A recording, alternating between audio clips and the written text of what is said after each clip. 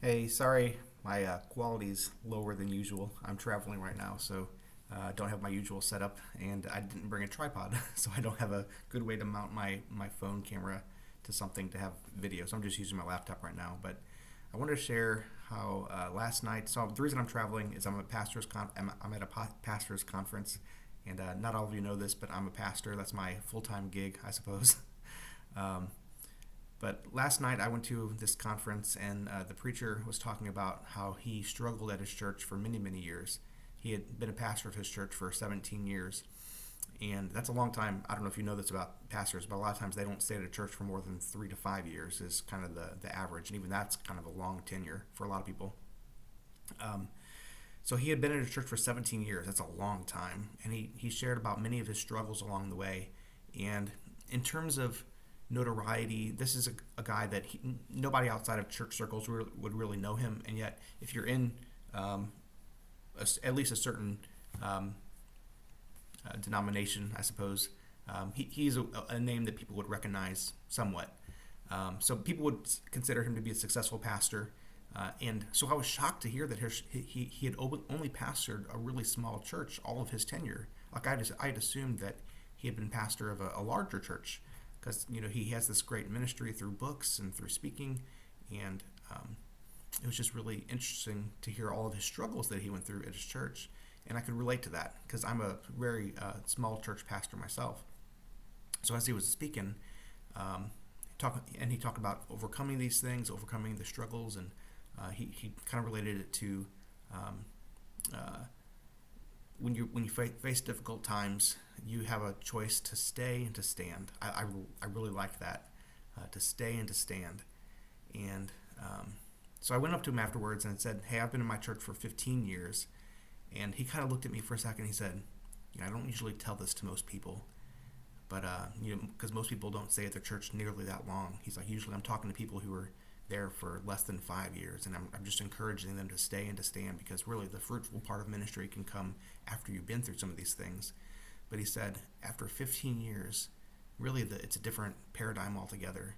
After 15 years, you really have a reason. You really have to have a reason to stay. Like, what's your reason to stay where you are? And that really hit me hard because I've been I've been kind of trying just to persevere, just to push through, and it's been hard these last few years because we haven't been seeing um, much growth. In fact, we've been shrinking since COVID hit. So I've just been thinking, just push through, just stand, like he said, stay and stand. But then he said, if you've been there that long, you really need to start thinking about um, what's your purpose, not just trying to persevere, but what's your purpose.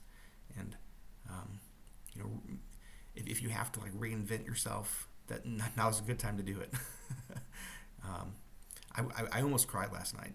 I almost cried, not so much because of what he said there, but just the idea of I've been thinking about what it means to stay in ministry, and how hard it is. And um, one of the things he really pressed home in his sermon also was that ministry is not about numbers and money. It's not.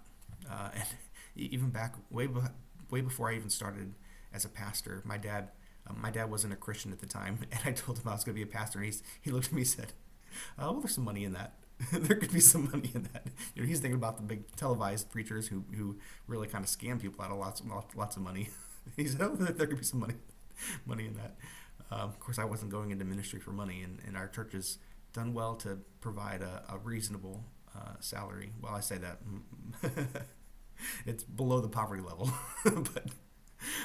but we've made it. I mean, we were always frugal people, which is actually part of the reason why I started my channel about making an average guy making money. Just how frugal we can be and yet still make it work.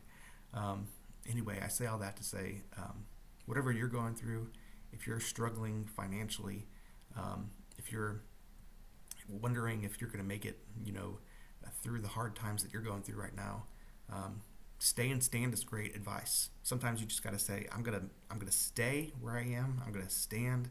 I'm gonna make my stand and persevere through this.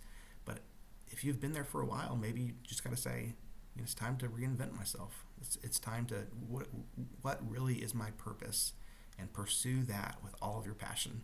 So I hope that helps. Um, like I said, I almost cried about it last night.